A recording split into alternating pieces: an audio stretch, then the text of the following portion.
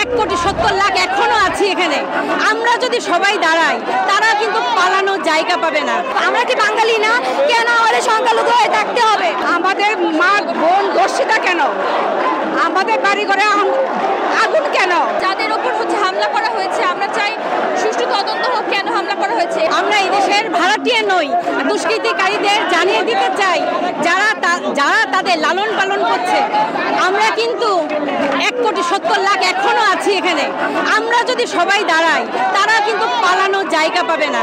তাই একটা বাঙালি হিন্দুর ঘরে আর যেন আগুন না জ্বলে, আর যেন একটা মেয়ে লাঞ্ছিত না হয়। কারণ এই দেশ আমাদের বাবা, আমাদের বোন, আমাদের ভাইয়ের রক্তের বিনিময়ে অর্জিত হয়েছে। আমরা এই দেশে পরাধীনভাবে থাকবো না, না, না। আমরা এর সুনির্দিষ্ট বিচার চাই, যথাযথ বিচার চাই। আমরা আমাদের স্বাধীনতা চাই, আমাদের অধিকার চাই। দুষ্কৃতিকারী যারা তারাই হামলা করছে। এখানে তো কেউ সাইনবোর্ড দিয়ে হামলা করে না। যারা হামলা করে দুষ্কৃতিকারী নরপিশাচ তারা। 5ই আগস্টের পর থেকে হিন্দুরা প্রতিনিয়ত নজরদারি হচ্ছে, প্রতিটা জেলায় মন্দির হামলা হচ্ছে, ভাঙচুর হচ্ছে। এমনকি আপনার উত্তরবঙ্গের মানুষগুলো বর্ডারে আশ্রয় নিচ্ছে। তো এগুলো কেন হবে? দুর্বার স্বাধীন হওয়া দেশের কেন হচ্ছে আমরা নির্যাতিত হব? আমরা কি বাঙালি না?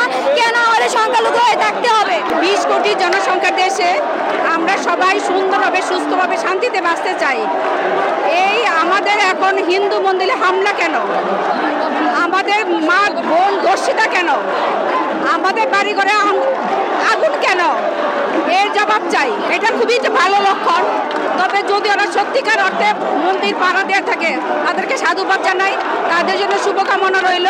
আমরা যেটা দেখেছি যে 5ই আগস্ট শেখ হাসিনা পতনের পর থেকে আমাদের সংখ্যালঘুদের ওপর এবং মন্দিরের ওপর হামলা চলেছে এবং এটা চলেই যাচ্ছে, এটার কোনো শেষ নেই। আমরা এটার সুষ্ঠু তদন্ত এবং বিচার চাই।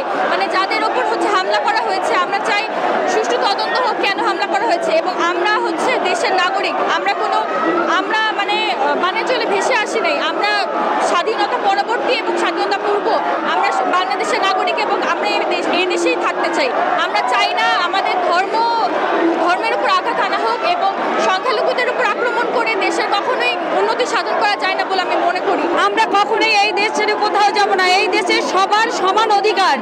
হিন্দু, বৌদ্ধ, খ্রিস্টান, মুসলমান সবাই মিলে একত্রে আমরা সম্প্রীতির দেশ চাই। আমরা সম্প্রীতির বাংলাদেশ দেখতে চাই। এই দেশ আমার, এই দেশ সবার। টেকনাফ থেকে তেঁতুলিয়া সব এক হও, একসাথে বসবাস করতে হবে। ধন্যবাদ জানাই যারা আমাদের মন্দিরকে পাহারা দিচ্ছে, তারা আমাদের সমবেতায় ব্যথিত। যারা ভাঙচুর করছে তাদেরকেও প্রতিরোধ গড়ে তুলতে হবে। যারা ভাঙচুর করছে তাদের বিরুদ্ধেও প্রতিরোধ গড়ে তুলতে হবে। যে এই ধরনের অনাচার সৃষ্টি কখনো যেন বাংলাদেশে না হয়।